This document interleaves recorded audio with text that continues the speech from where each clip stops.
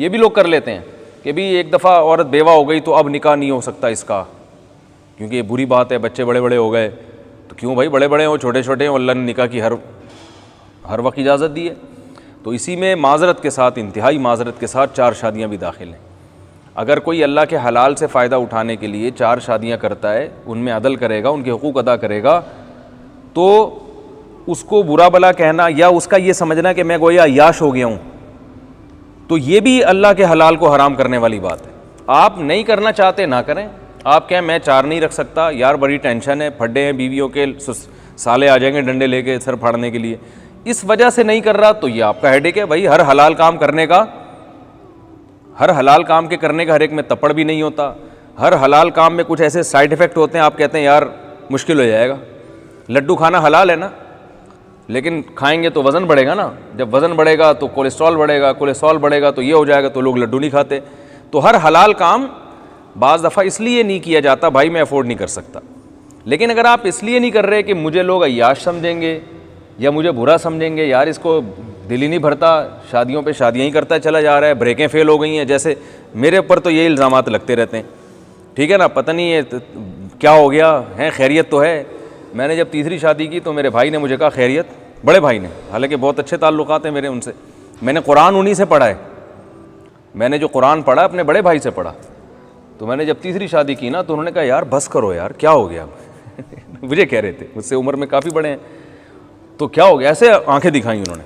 तो हम बस शर्मिंदा होने लगा था, लेकिन जब ये आयतें मेरे जहन में आई तो मैं शर्मिंदा हुए बगैर साइड से निकल गया। शर्मिंदा ऐसे तरीके से मलामत की जाती है ना, आदमी शर्मिंदा हो जाता है। थोड़ी देर के लिए मुझे भी धचका लगा, मैं अपने आप से मैंने पूछा क्या हो गया भाई, क्या हो गया। चलो एक थी, फिर दूसरी हो गई, लोग दूसरी नहीं कर रहे तो चलो कर ली तीसरी। तो ऐसे उन्होंने मुझे ऐसे यूं करके, मेरे भाई साहब अल्लाह उनकी उम्र में खूब बरकत दे, बहुत अच्छे हैं माशाल्लाह, तो ऐसे जब वो आंखें दिखाई ना तो मैं भी थोड़ा सा शर्मिंदा होते होते रह गया मैं एकदम मैं जो है ना साइड से निकल गया। मैंने कहा यार, फिर मैंने गौर किया भाई ला तुहर्रिमू तय्यिबाति मा अहल्लल्लाह, बीवी को तकलीफ़ हो तो समझ में आता है, उस पर सोकन आई है, वो नाराज़गी का इजहार करे, ये बिल्कुल सही। भाइयों को भी तकलीफ़ हो रही है, बहनों को भी हो रही है, पड़ोसियों को भी हो रही है, दोस्तों को भी हो रही है, मस्जिद की कमेटी को भी हो रही है, मस्जिद के नमाजियों को भी हो रही है। तो क्यों भाई, तुम्हें क्यों, तुम क्या हो गया, तुमसे पैसे लेके कर रहे हैं क्या, कुछ समझ में आता। चलो ससुराल को हो फिर भी समझ में आता है कि भाई वो उनको ख्याल हो कि हमारी बहन पे सोकन आ गई, उनको इस बेस पे तकलीफ़ हो, चलो ठीक है। लेकिन महल्ले वालों को क्यों हो रही है, लोगों को क्यों हो रही है, तो वो इसलिए हो रही है कि अल्लाह के हलाल को हलाल समझने के लिए तैयार नहीं है। तो अल्लाह ने फरमाया ला तुहर्रिमू तय्यिबाति मा अहल्लल्लाहु लकुम, जो पाकीज़ा चीज़ें अल्लाह ने हलाल की हैं उनको हराम मत समझो। तो ये भी इसमें दाखिल है।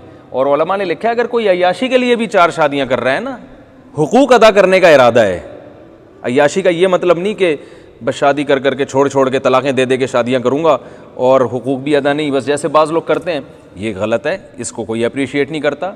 एक आदमी का इरादा है वो हुकूक अदा करेगा, ठीक है ना, और उसके साथ अदल व इंसाफ का मामला करेगा, जो एक निभाने वाले जैसे मर्द होते हैं इस तरह से करेगा, तो बेशक अय्याशी के लिए कर रहा है तो भी जायज़ है, क्योंकि कौन सी अय्याशी हराम है कौन सी हलाल है ये अल्लाह ने बता दिया है।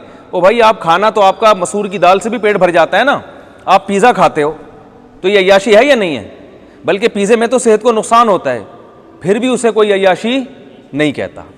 अपने खर्चे से आपको आपसे कहे कि यार तुम्हें शर्म नहीं आती, पिज़्ज़े खा रहे हो, कल भी पिज़्ज़ा खा रहे थे आज फिर पिज़्ज़ा खा रहे हो, कल मैंने तुम्हें देखा था बर्गर खा रहे थे, निहारी खा रहे थे, आज फिर निहारी, क्या ये अय्याशी है। तो आप कहोगे भाई अपने पैसों से खा रहा हूँ, तुझे कोई तकलीफ़ है, चोरी करके खाता तो तकलीफ़ होती ना। हालांकि बर्गर खाने वाले को, पिज़्ज़ा खाने वाले को इसलिए भी मलामत की जा सकती है कि जो बर्गर ज़्यादा खाता है वो बर्गर की तरह गोल हो जाता है, इसमें तो सेहत का नुकसान है। जबकि शादी करने में अपने खर्चे पे अगर इंसान कर रहा हो, सेहत को फ़ायदा नहीं, नुकसान नहीं, बल्कि क्या है, फ़ायदा है, और आपको भी फ़ायदा और आप जिससे निकाह कर रहे हैं उसको भी फ़ायदा। तभी तो वो आपसे निकाह के लिए तैयार हुई है। कोई भी खातून आपसे निकाह करती है तो उसको अपना फ़ायदा नज़र आए तभी हुई ना तैयार, वो उसका भी फ़ायदा, उसके रिश्तेदारों का भी फ़ायदा, उसकी औलाद का भी फ़ायदा कि वो औलाद की कफ़ालत करने वाला बाप मिल गया, तो फ़ायदे ही फ़ायदे हैं। तो इसलिए जो है ना, फ़ायदा नहीं भी होता तो अल्लाह ने जब कह दिया हलाल है तो हलाल है। तो इसलिए कोई अय्याशी के लिए भी 4 शादियाँ कर रहा हो बिल्कुल हलाल है, इसमें अपनी तरफ से आपको अल्लाह ने बता दिया कि हराम अय्याशी कौन सी है और हलाल अय्याशी कौन सी है। हराम ज़िना है और हलाल क्या है? निकाह है। बाज़ लोग कहते हैं करनी है तो बेवा औरतों से करो, यकीनन सवाब की बात है, बेवा औरत से करें, लेकिन अगर कोई खूबसूरत सी कंवारी लड़की तलाश करके करता है तो भी ठीक है। समझ में आ रही है बात? हलाल है ना भाई, हलाल है। हाँ, उस लड़की को ये कहा जाएगा कि तुम क्यों कर रही हो इससे, तुम किसी कंवारे से करो भाई। लेकिन अगर वो फिर भी कर रही है तो इसका मतलब वो मैरिड आदमी को कंवारे पर क्या कर रही है, उसके वालिदैन तरजीह दे रहे हैं, तो यकीनन इस मैरिड के कोई सुरखाब के ऐसे पर लगे होंगे कि उनको कंवारे से ये ज़्यादा अच्छा लग रहा है। तो जब उनको अच्छा लग रहा है तो आपको तकलीफ बोलो भाई क्यों हो रही है? लोग कहते हैं ना कि कंवारी से की है तो ये तो बड़ी अय्याशी है। भाई कंवारी से ज़बरदस्ती नहीं की है, उसकी मर्ज़ी से की है, तो उसने भी अपनी मर्ज़ी से की है, उसके अब्बा भी राज़ी, उसकी अम्मा भी राज़ी, उसके भाई भी राज़ी।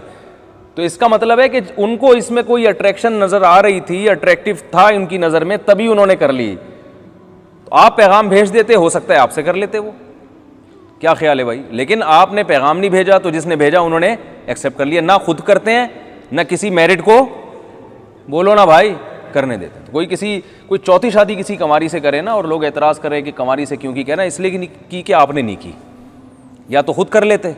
ना खुद लड़कियों की से शादियां कर रहे हैं और ना जब कोई करना चाहे तो उसे करने देते हैं। इसको क्या कहते हैं, उर्फ में छोड़ें क्या कहते हैं। तो बस इतना है कि जो है ना, ये लड़की और उसके वालिदैन की जिम्मेदारी है कि वो अपनी बेटी के लिए अच्छे से अच्छा सोचें, और वो सोचते हैं। इस ज़माने में किसी को बेवकूफ़ बनाना आसान काम नहीं है, वो सोच समझ के करते हैं कि भाई हमारे पास ये भी ऑप्शन है, ये भी ऑप्शन है। ये वाले ऑप्शन में कंवारा है, खूबी की बात है, पहले से मैरिड नहीं है, लेकिन उनको कुछ फॉल्ट नज़र आ रहे होते हैं। और मैरिड में आम नॉर्मली तो नहीं करते वो, लेकिन बाज़ दफ़ा मैरिड में देखते हैं यार उस कंवारे से बहरहाल ये अच्छा। मैंने ऐसे बहुत सारी शादियाँ देखी हैं, तजर्बे हो गए ना अब तो, कि जिनमें लड़की ने किसी कंवारे से शादी की है, नुकसान हुआ है, मैरिड से शादी की है तो ऐशो इशरत वाली ज़िंदगी गुजार रही। इसके अपोजिट भी होता है, लेकिन ऐसा भी होता है।